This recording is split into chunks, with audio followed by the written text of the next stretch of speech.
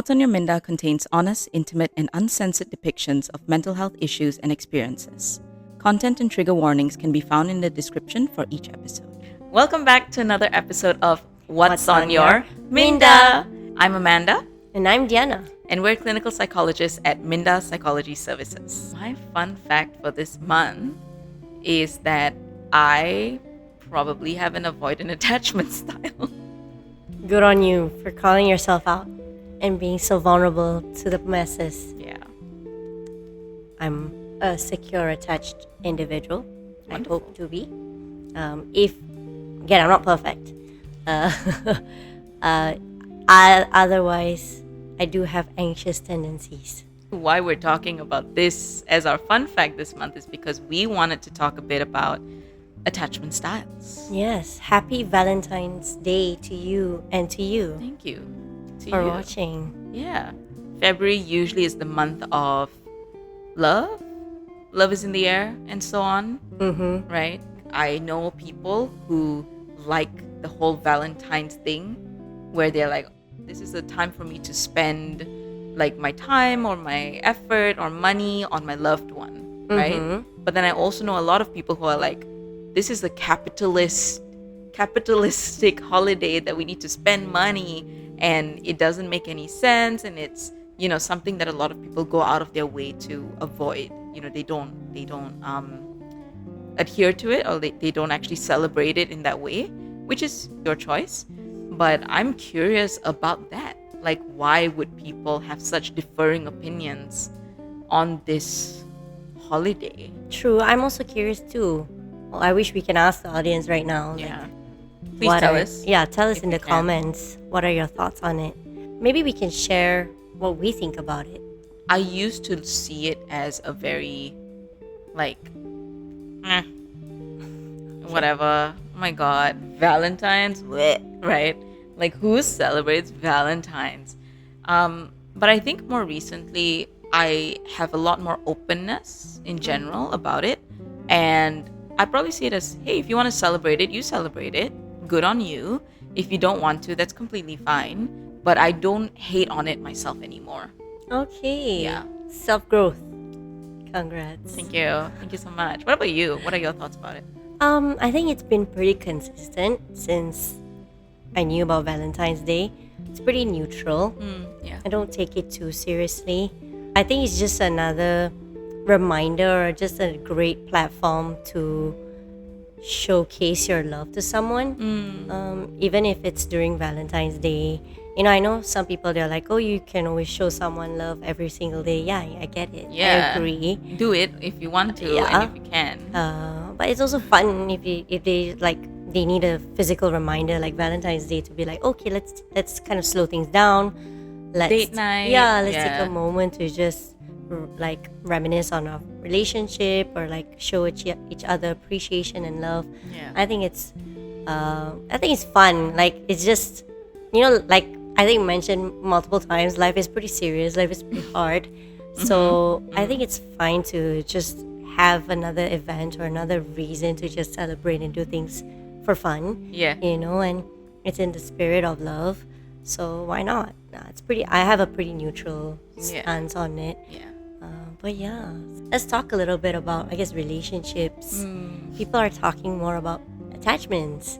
Yeah. Like, you know, So what is attachment actually? If we could boil it down, I think I would describe attachment styles as a way that you view your relationships, how secure you feel in the relationships you have around you. And these are usually influenced by your relationships or your ability to trust your earliest caregivers in your life. Thank you. I tried my best there. Yeah. It was wonderful. Thank you. Well description. APA, Amanda Style Association description. Cited. Corrected, validated. Peer reviewed. Yeah, like how does your relationship with your parents or like your early caregivers actually influence your romantic relationship today? Like, how is that even interconnected? I know, when you think about it, doesn't it feel weird? Yeah. Like, that's a thing. But I feel like human beings are such social creatures. Like, we are not alone from the moment you are born. Even if you had maybe parents who were neglectful or not around, or absent parents, you weren't in a neutral vacuum where you didn't experience anything. The absence of them was still significant to affect how you feel about trusting someone to take care of you, Yeah. right? So I feel like when you start off your life in any sort of relationship, no matter if it's secure or insecure or trusting or not trusting, hateful, whatever, you carry that with you throughout your life. And when you become an adult or even like a teenager, I know, teenagers have relationships as well, early relationships. You carry it out into these romantic relationships, and you start to look for things you need because you don't get that in your previous experiences, right? So you know how some people say like, you will eventually grow up to date someone who's like the parent. Why is that? I think it's because of attachment styles. I think it's because it's about attachment It's styles and familiarity. familiarity. Yeah. Familiarity. Like, you're so used to being treated that way by this sort of person, this gap in your life, that you look for that. Yeah. You keep looking for it. Even if maybe it's not the right thing. Yes. Maybe you keep getting into toxic relationships. Yes. If you're wondering why you keep dating that toxic person or you're in a toxic cycle of pattern in relationships, that's exactly why. Yeah. Because of that familiarity and actually possibly your attachment style. Exactly. Whether you're aware of it or not. Exactly. So, like, what do you think we could know about attachment styles? How do we start to recognize what is it? What does it look like? Oh, great question. I think it's a few things. If I were to break it down in, I guess, the way we think, the way we feel, and the way we act. With each category of the attachment style, it would have, I guess, its category of thoughts and the way you feel and the way you act. So, for example, if you're, I guess, more on the anxious side, you might have more thoughts of this person abandoning you, and that your feelings are more anxious, and then you would have your actions as you're trying to cling onto this person as much as possible. And maybe if you're more avoidant, you might still feel actually anxious. Yeah. The fear of the fear of being abandoned in that sense, but the action is different. Yeah. You might don't withdraw. cling. You withdraw. Yeah, you withdraw, or you end the relationship even before. Yeah. Prematurely. Yeah. Before anything even happens. Yes. You predict something and then you end it. Which is technically an anxious way of acting. Yeah. It's just that it's different. Whereas if you're, I guess, more secure, right? You would be able to share these feelings. You will be able to sit with these feelings. You'll be able to communicate and hold that space reciprocal way. Towards you and from your partner to you. And have essentially like healthy perception. Yeah. I would think about your partner. You're not overcompensating. You're not avoiding. You're not kind of cutting the relationship prematurely. Yeah. You'll also be able to enjoy the relationship. Yes. I think that's part of the secure relationship or secure attached in adult that sometimes we might not recognize or highlight much. It's a lot of focus on like, how do we make the relationship work? How about you enjoy it? Do you enjoy being in the relationship? Do you even like this person in the first place, instead of thinking about all these strategies on like how to sometimes the basic things like how children teach us on like, oh, I like you, you like me, we are a happy family. Something like that. Yeah. As basic as that, right? So that's essentially how it kind of looks like. So a step for you to recognize in yourself is to reflect on your relationships, even if you haven't been in any. Yes. you can see it in your friendships. Yes. You can see it in your family relationships as well. True. Just how you act or how you feel and think, like you say, in these relationships give you such good insight to know what your attachment style may be. Yes. Like, for example, if a conflict comes up, or if someone says or does something that hurts you, how do you respond? Yeah. Do you run away? Do you avoid it? Do you harp about it nonstop, but you don't necessarily communicate 100%, maybe in a passive aggressive way? Or do you feel secure enough to share, and have a conversation about your feelings vulnerably to this person? So, this is how you kind of know. Another way you can also, go for therapy. Yeah. There are also, I guess, quizzes online. Yeah. Relatively, or talk to ChatGPT. Although we're not saying there's a replacement, but it's a step towards. These are some resources or tools that you can kind of consolidate all the information that you get. But we still recommend speaking to a professional in the end of the day. When you get that space to sort of explore openly about your relationships, how you act in these relationships, there's no judgment in that space, and no matter what comes out, you would always have that safe space to explore and figure out what's happening with your attachment style, your relationships, even if you might have been the toxic one. There's space for that in therapy to acknowledge that and to bring about change for yourself once you've realized that. True. And no shame in that. If as long as you realize and you want to do something about it, you want to change, it's good. It's a good thing. I guess maybe some folks out there might want to know, is there any point or benefit to knowing about your attachment styles? And is there any point to it all? Is it really important? Yeah, for sure. Okay. I think it really I mean, of course, I think people can go through life without ever knowing and still having a good life, right? Yeah.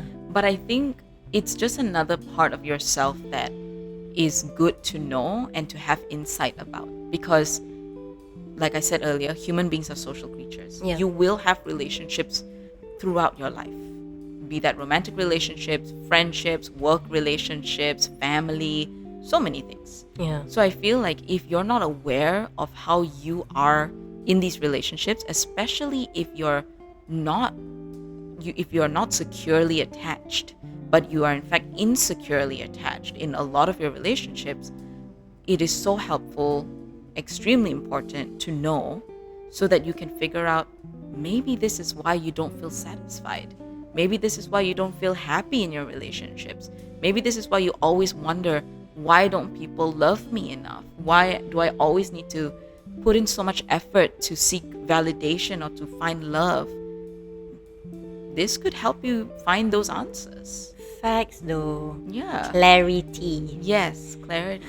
I feel knowledge about yourself is so important. Yeah, really though. I feel like when you have clarity on yourself a little bit more, it gives a lot of peace.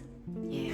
Even though you might be disorganized attached or anxiously attached, regardless of whatever the answer is of your current attachment, having some clarity can be quite freeing. Yes. Because you would then have some answers on what to do next moving forward. Yeah. Rather than being blinded and being lost. Yeah. And feeling like, oh my god, what's going on? Like, why am I so attracted to like toxic people, for example? Yeah. Why am I always attracted to like emotionally unavailable people? Like, think about it. Think about it. Why? Why, Amanda? Tell me.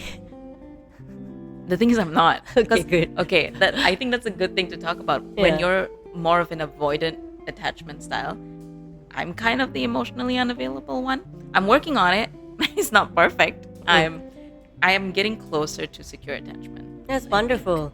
And there's an important thing to highlight, that whatever your attachment style is, it can change. Yes. And it can be secure. So it's important. So possible. Yes. Also, you could have been secure and then change because of a very significant relationship in your life. That happens too. Facts. Yeah. That's me too. Yeah, it can fluctuate, right? Yeah. Just depending on your experiences. Of course, I think overall, it's a sort of accumulation of all your behaviors. It's not just one or two. Like you mentioned earlier, you're more of a secure, attached person, but with anxious tendencies. Like, how did you figure out it was secure attachment with anxious tendencies, but not anxious attachment? If I were anxiously attached, it would show up in all of my relationships. So it would show up with my romantic relationship, with my friendships, with my family. However, I noticed that it's not true. Yeah. I feel secure in maybe like most of my relationships. I would say, most of my relationships, although with certain relationships, I feel sometimes a little bit anxious. And it's not just maybe, again, with anxiety, right? It's not just more on the clinging or the harping side. I noticed also a change in myself that it could also be a bit more towards avoidant too. So it's a mix of both, like anxious and a little bit sometimes avoidant tendencies. But generally, it is grounded by when I think about my worth and value in the relationship, I feel secure in that sense that, I am wanted in this relationship and I want this relationship and I feel fulfilled in these relationships.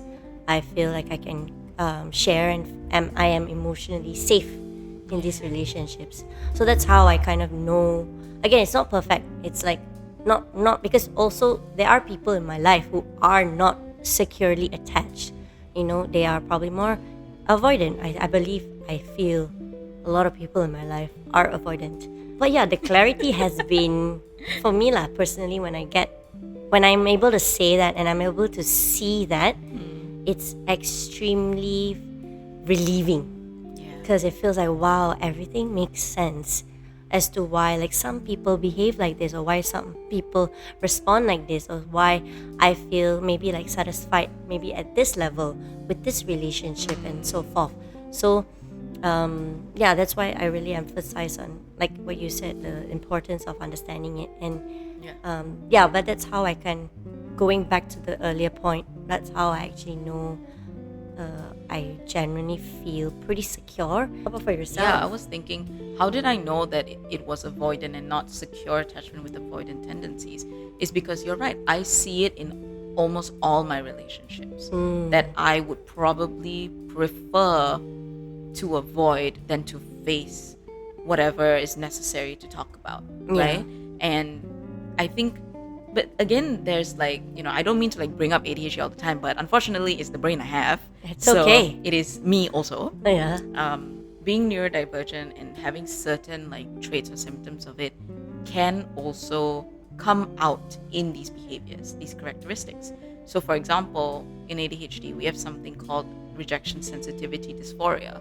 And that's when any sort of like perceived or assumed like, or real rejection, it just feels way more intense than someone without this would feel. Like even something like if I looked at Diana one day and she suddenly is less she's less warm than she is, my mind would immediately go to like, I did something wrong, she hates me now, she wants to end our business together and close Minda for good. I feel like that's something that can be so strong in this. I'm working on it a lot already, but I do recognize that this is probably a big factor as to why avoidance happens for me. Right. Like the fact that I have avoidant attachment is connected to my rejection sensitivity because I don't want to feel that. So if I give myself space with my relationships, I won't be in a position that I could be hurt. Understand. I could be rejected. Thank you for breaking it down. Yeah. It's very, very insightful and very real. I think like also, I didn't recognize that this was a thing that happened, right? I always thought I was securely attached. Like other people, whatever, you are too much, too clingy. Like why do you need to talk about conflict all the time? Like, can we just not talk and like get over it, you know? But then I Interesting. realized that, hey, no, me being very uncomfortable with confrontation is a thing, is something that is related to my attachment style. And again, it doesn't mean that my early caregivers were neglectful or Abusive or abusive or anything, right? anything like that. It's more the fact that it's how I perceived that relationship as I grew up. Again, they could have been completely fine, completely neutral, all good, which they are. If you're watching this, I love you, mom and dad. But anyway, completely fine, right? But me growing up and having that rejection sensitivity, I would then just collect all of these little things over the years, over different friendships and relationships that made me feel like it is just better for me to not be too close to people. Understand. Yeah, so I move away. But like I said, I've been working on it. I'm grateful that I have such good friends in my life, included best friend. That sort of show me that I can trust. I have a safe space. I can come to you. I can come to my friends and not be turned away, not be rejected. Or at least, in that perceived way. Yeah. And it's fine. You still like me. You still feel like the relationship is good and satisfying and fulfilling. Yeah. Which is really helping me to change how I view my relationships as well. So like I said, I'm working towards it. I'm getting there. But at the same time, it's because of the people I have in my life. Like you said, that the opposite is like you have a lot of avoidant people in your life. Yeah. I have a lot of secure people in my life. That's wonderful. A lot of people say, "Oh, I'm not going to get into relationships until I'm healed, until I'm fixed, until I'm secure." But I'm slowly discovering that how do you learn how to be a healthy person without being in a healthy relationship? Yeah. You know what I mean? Like, it's almost like, how do you learn how to ride a bike if you don't ride the bike? Yeah. You can read all about it. You can talk about it. But you can mime it. Yeah. But you need to actually ride the bike to know, okay, this is how you ride the bike. Yes. Similar to like, being a healthy person in a relationship, which is that even if you're like struggling with anxiety or like, the avoidant tendencies, being aware of that is the first step. Yes. And then recognizing when it's being triggered. Yes. And then challenging that. Doing what maybe a healthy, secure person, or like a healthy, or I would say secure, attached individual would respond. Yes. It's a combination of both, right? The knowledge of yourself and the experience, or like applying that theory in practice. Yeah. And I guess now thinking about it, I'm not in a relationship either, but it's fine because I have all these friendships that I view as significant relationships in my life. Yeah. And I'm actively trying these new things with them. I'm actively reaching out. I'm Yes. putting myself in that sort of vulnerable position to potentially be rejected by asking, hey, do you want to like go with me to do nails? Like something like that where, they could say no. Yeah. I could feel completely rejected and like a loser, but it doesn't happen because these are people who I feel safe with. Even if the invite was declined, it doesn't mean that they dislike me or they hate me. So that is, that's how I am applying that theory into practice, even without a romantic relationship. Yeah, definitely. And pretty much that's important. So good for you, Minda. This is the Minda clap now. I love it. Yeah. Cute. Thank you.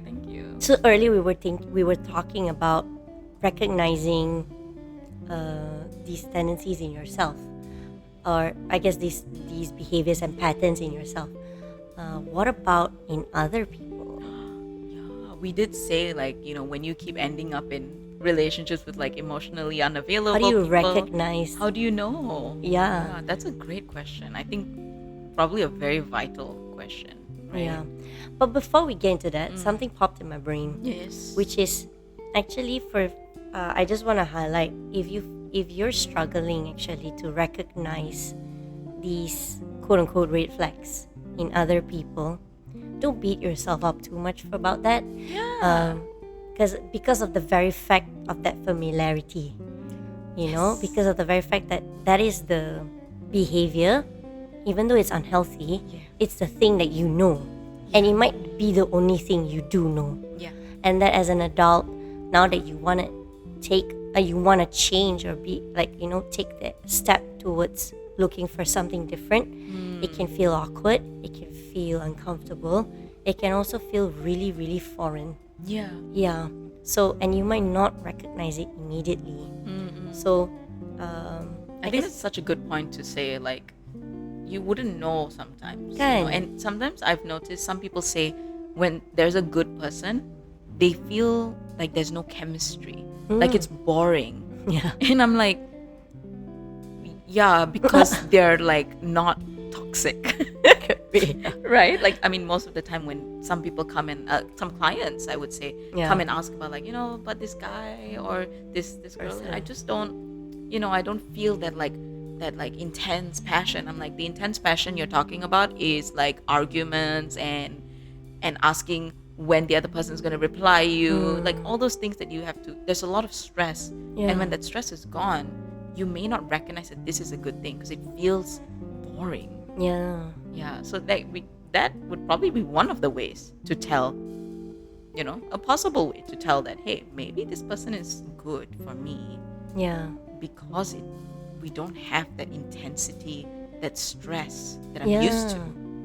100%. It also reminds me of another statement people always say, Diana, is relationships supposed to be hard?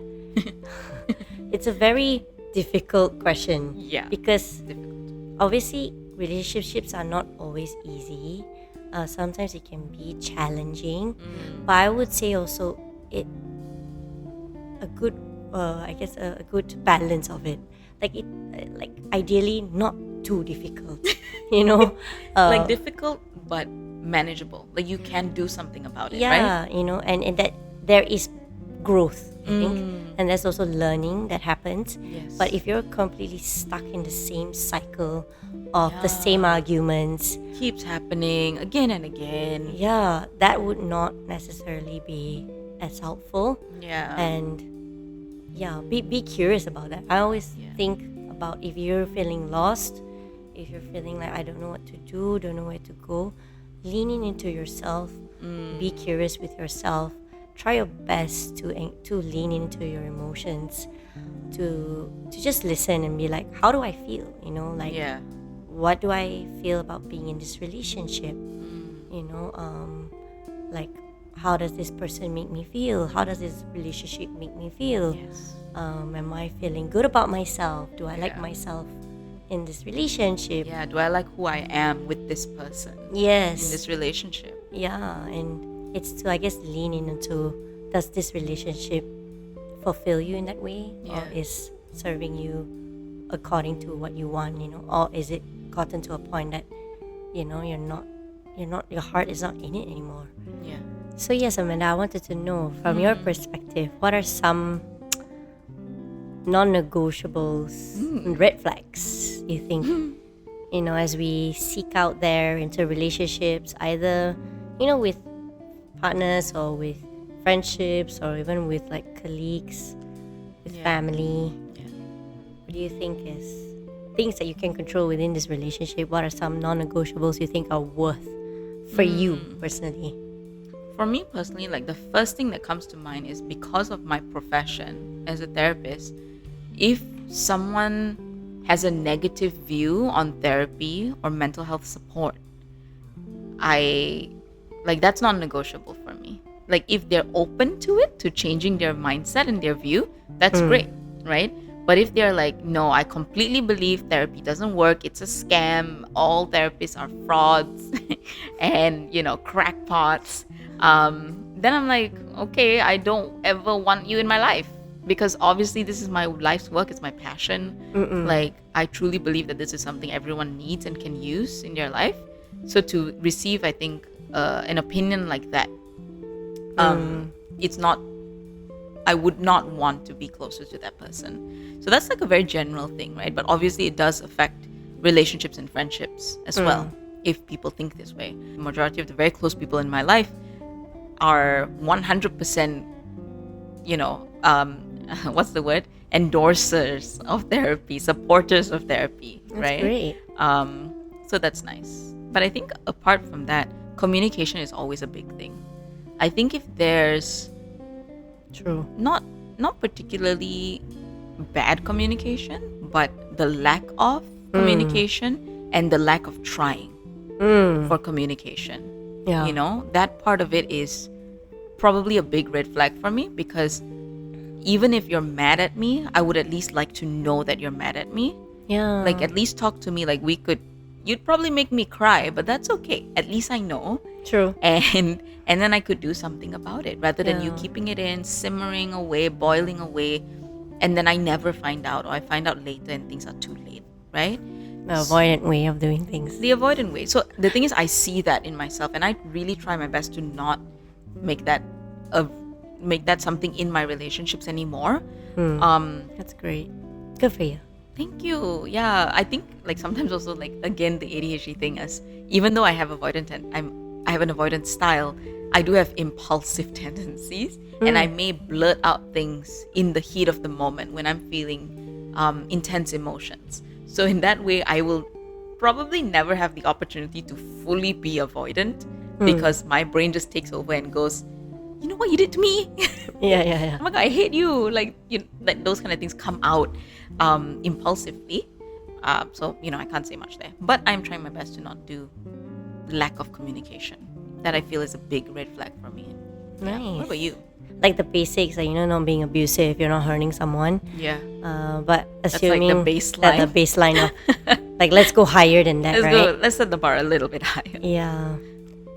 Communication, yeah, it's one thing, but I also recognize, like, even I struggle with communication. Like, communication is not easy, and especially when you're emotionally heightened, or like you're emotionally aroused at that moment, it can be hard to communicate your needs.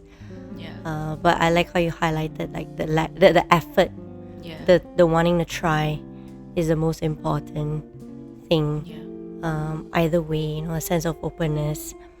I think kindness and gentleness, and just and this is something, I don't know, it's going back to the same old thing, but not only towards your partner, but I think it's important also towards yourself. Yeah. Like how you treat yourself, because it hurts to see, as a partner or like a friend, you see yourself, like your friend or someone that you love, hurting themselves by themselves. Yeah. And yeah, I think it does matter, because you can also do the same to me to other people, right? How you treat others and how you treat yourself. Yeah. Right? Yeah. So on top of like communication, support, kindness, I think also part of it, in the end, fundamentally trust maybe is important. You being able to be yourself, not being shamed for being yourself. Yeah. Going back to attachment styles, right? Yeah. The ability to trust that you can be yourself, that you have this person who accepts you, who would remain with you, or be open to these things. Like, you can trust that. Yeah. That is a non-negotiable thing. Yeah. If you feel like you can't trust that being yourself will be accepted, that's a sign. True.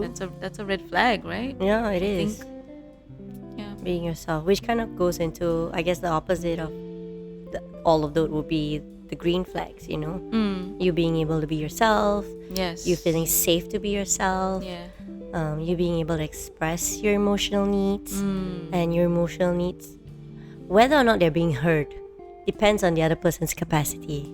Yeah. And of course. also their attachment styles. Yeah. So maybe those who are, I guess, more avoidant, they might hear you, but they might not be able to express that they hear you. Yeah. If that makes sense. That makes sense. Yeah, it's like.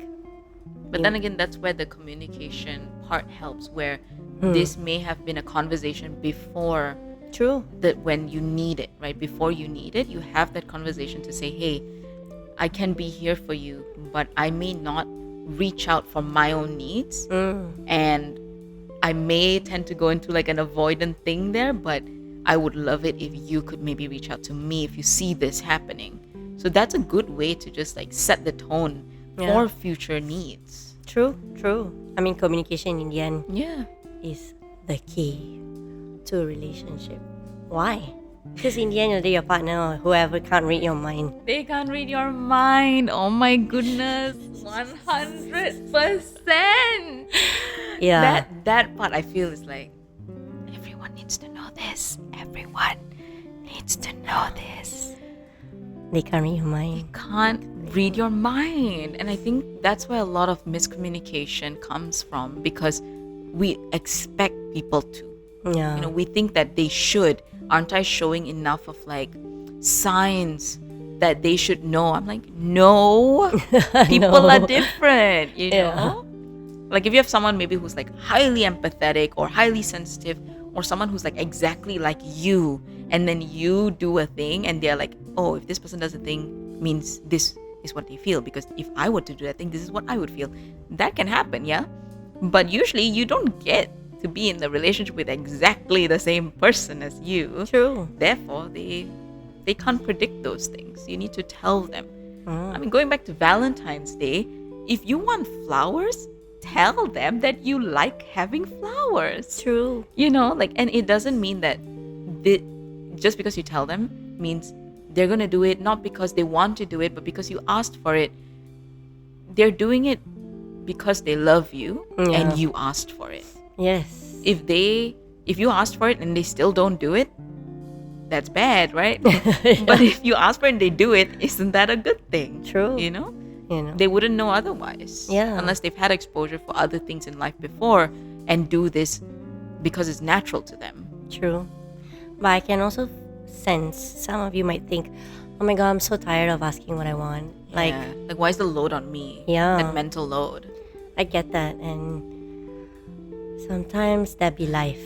That'd be life, yeah. No, but in all seriousness, it's okay to have limits too. Of course. You know, like if, for example, if you've communicated like thoroughly enough, like I like flowers, I would love flowers from you, as direct and as clear as that, and multiple times, and it's not being heard, or it's being shut down, dismissed. Yes, it's okay to like put a limit to that, to say this is as far as I'll go, you know, and to, again, not to shame yourself for not trying hard enough or not communicating well enough, because in the end of the day, I also believe that with relationships you can deliver the message as beautifully as possible, but that's on your level of control is only 50%. Yes. You know, whether how the person receives it, how the person interprets it, and what they do with that message is not in your control. Yes. It's a two-way street. Yes. You know, and vice versa.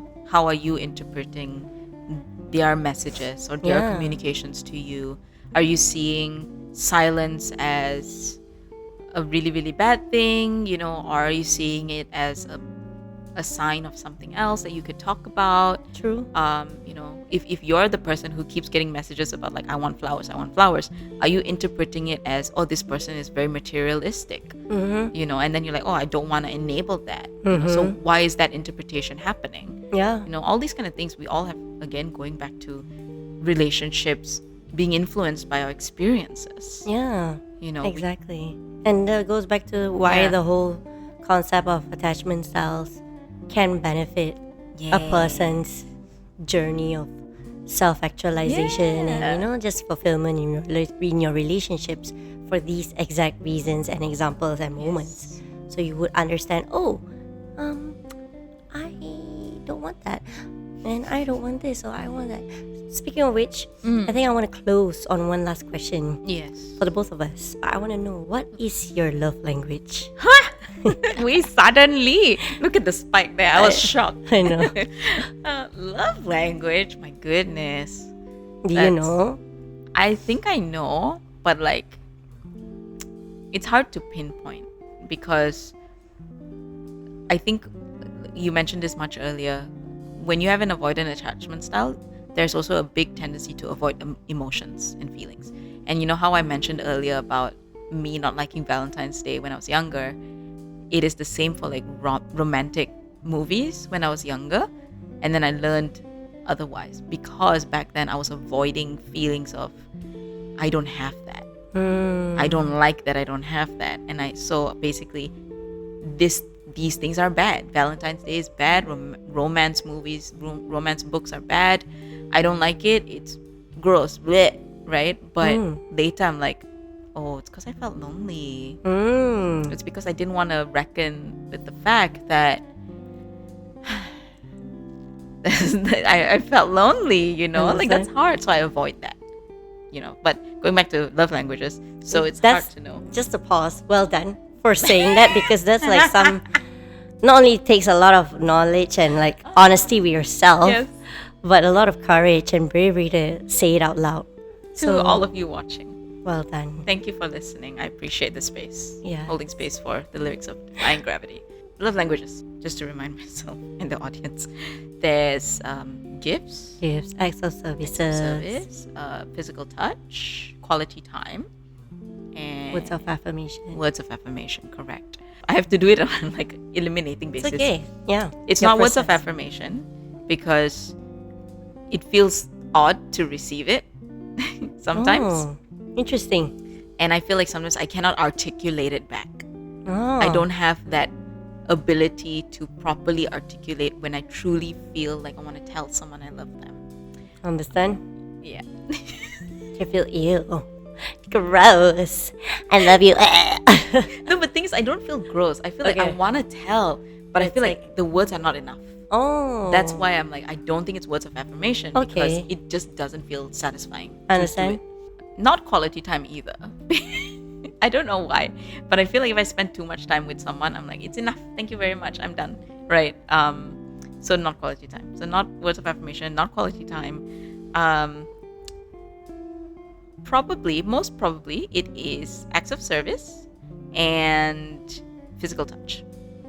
Gifts are like somewhere in the middle there, but acts of service and physical touch, I feel are, like I would offer to drive people around instead, or I would offer to do things for people.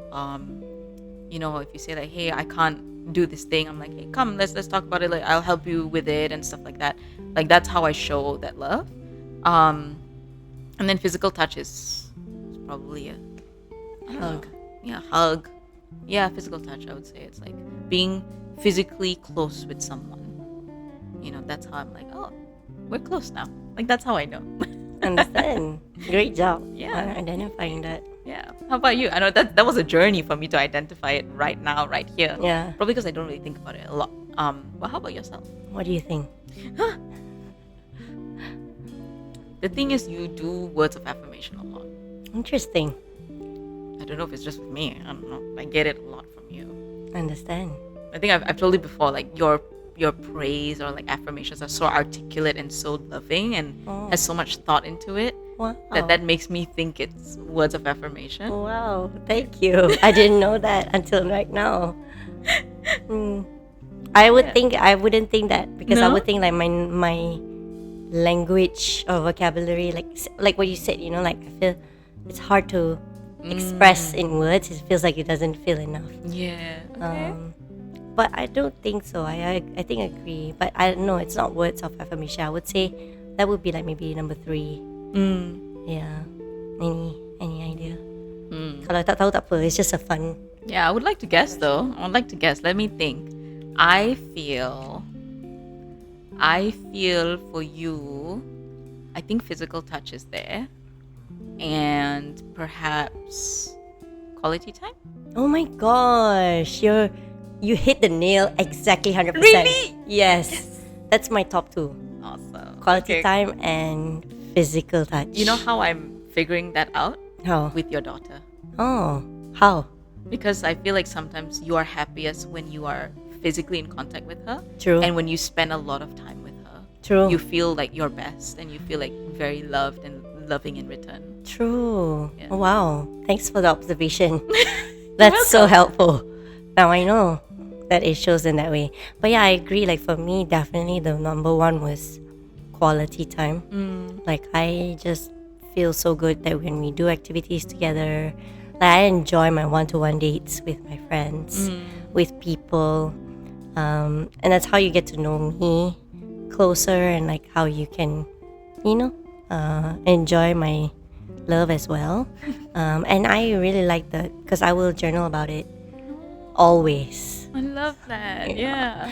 And yeah, physical touch. Although I would say physical touch, it's like very like what you said. It's like I feel like if we can hug, or we can be physically close, we're close.